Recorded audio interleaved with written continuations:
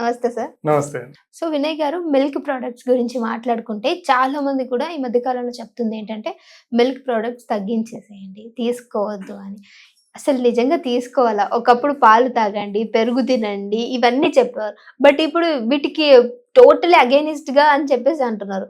నిజంగా confusing states లో ఉన్నాము, ఏమంటారు? నేను అంటే దానికి పెద్ద కన్ఫ్యూజన్ ఏం లేదండి. మిల్క్ ప్రోడక్ట్స్ అంటే మిల్క్ తో మొదలుకొని కర్డ్, బటర్ మిల్క్, బటర్, మళ్ళీ ఘీ, ఇలా ఇవన్నీ ఉన్నాయి. మిల్క్ ప్రోడక్ట్స్ అనేసరికి ఇవన్నీ వస్తాయి. నేను I don't say all the milk products, but దాంట్లో ఎప్పుడైనా మీరు గమనించండి, అంటే ఈ ప్రాసెస్ లో లాస్ట్ వచ్చేది ఘీ. ఘీ పుట్టిన బేబీ దగ్గర నుంచి అండ్ చనిపోయే మనిషి దాకా అదొక అమృతం అని చెప్తా ghee. So everybody can have. So దాన్ని మిల్క్ ప్రోడక్ట్స్ లో ఇది ఒక, అంటే మీరు గుర్తుగా పెట్టుకోవాలి, ఎండ్ ప్రోడక్ట్ ఏదైతే ఉంటుందో అది డెఫినెట్ గా యూ కెన్ హ్యావ్ ఇట్. అక్కడి నుంచి రివర్స్ లో వస్తే again butter, that is a good fat. So అంటే దాంట్లో ఆ ప్రాసెస్ స్టెప్ బై స్టెప్ అది మారే కొద్దీ, సో మనకి ఏదైతే లాక్టిక్ యాసిడ్ అంటే లాక్టోజ్ ఇంటాలరెన్స్ అంటారు, కొంతమంది పాలే పడవు చూడండి. సో మెయిన్ గా అంటే ఆ లాక్టోజ్ ఇంటాలరెన్స్ ఏంటంటే ఆ లాక్టిక్ యాసిడ్ ఏదైతే ఉంటుందో అది బ్రేక్ అయితే వస్తుంది. ఆ బ్రేక్ అయితే వచ్చే లోపల ఆ ఎండ్ ప్రోడక్ట్ వచ్చేసరికి అది ఉండదు. సో అది చాలా ఈజీగా డైజెస్ట్ అయిపోతుంది and it is good also. అదే ఫస్ట్ ప్రోడక్ట్ మిల్క్, దాన్ని వద్దనడానికి అండ్ వాడమనడానికి రీజన్స్ ఏమంటే, మనం చిన్నప్పటి నుంచి అందరి ఇళ్లలో గేదెలు ఉండేటివి. అందరూ మాక్సిమం పీపుల్ సిటీస్ లో కంటే కూడా విలేజెస్ లో, టౌన్స్ లో ప్రతి ఇళ్లలో గేదెలు, లేకపోతే వాళ్ళ చుట్టుపక్కల గేదెలు ఉండేటివి లేదా ఆవులు ఉండేటివి. సో ఆ పాలు న్యాచురల్ గా వాళ్ళకి వచ్చేవి, వితౌట్ అడల్టరేషన్, కెమికల్స్. ఈ మధ్య కాలంలో ఈ సోషల్ మీడియాలో యూరియాతో పాలు తయారు చేస్తున్నారని, ఆయిల్ తో చేస్తున్నారని రకరకాలుగా వస్తున్నాయి. సో అంటే ఇవన్నీ రావడం వల్ల people are against this milk and all, packet milk ఇవన్నీ. కానీ మిల్క్ బ్యాడ్ అని నేను చెప్పను, అలా అని అందరూ మిల్క్ వాడండి అని నేను చెప్పను. ఆఫ్టర్ సర్టన్ ఏజ్, లైక్ ఒక 14-15 ఏజ్ తర్వాత డెఫినెట్ గా ఆ ఎంజైమ్ బ్రేక్ చేసే, లాక్టిక్ యాసిడ్ ఎంజైమ్ బ్రేక్ చేసే మన బాడీలో ఆ గుణాలు ఉండవు, ఆ కెపాసిటీ ఉండదు. సో అయినా కూడా నేను 50 ఏళ్ళైనా నేను పాలు తాగుతా, నాకు కొంతమంది చెప్తుంటారు తాగుతానంటారు,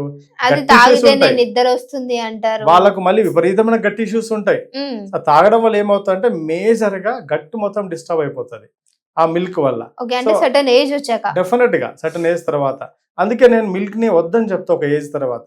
if you want everyday butter milk తీసుకోండి, కర్డ్ తీసుకోండి, బటర్ తీసుకోండి, బటర్ తోనే వంటలు చేసుకోండి, ఆయిల్ ని మానేసి, సీడ్ ఆయిల్స్ మానేసి నెయ్యితో వంటలు చేసుకోండి, నెయ్యిని తినండి, తాగండి, నో ప్రాబ్లం.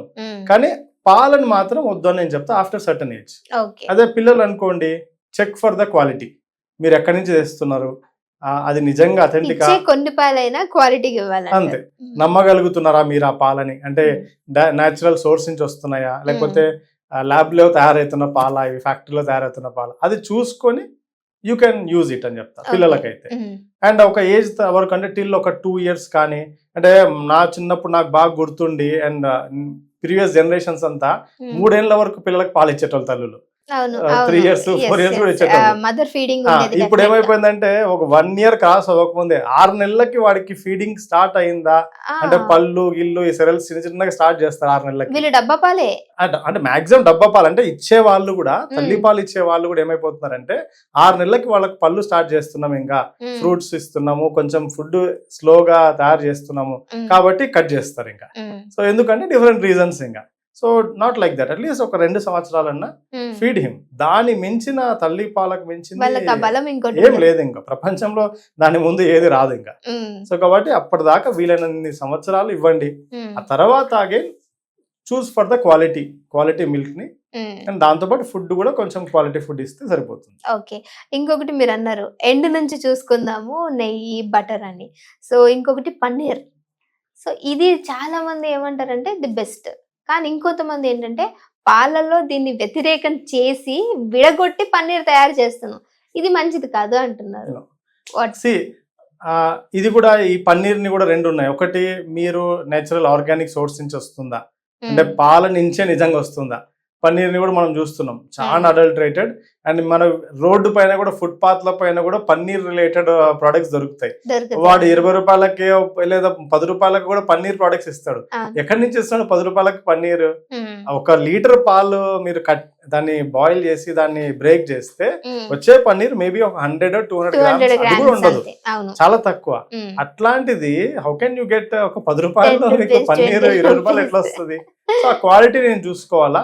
బట్ అది బ్రేక్ చేసి రావడం, ఆ పన్నీర్ బ్రేక్ అవ్వడం ఏంటి, ఆ లాక్టిక్ యాసిడ్ ఏదైతే ఉందో అది బ్రేక్ చేయడం వల్ల it becomes easily absorbable protein.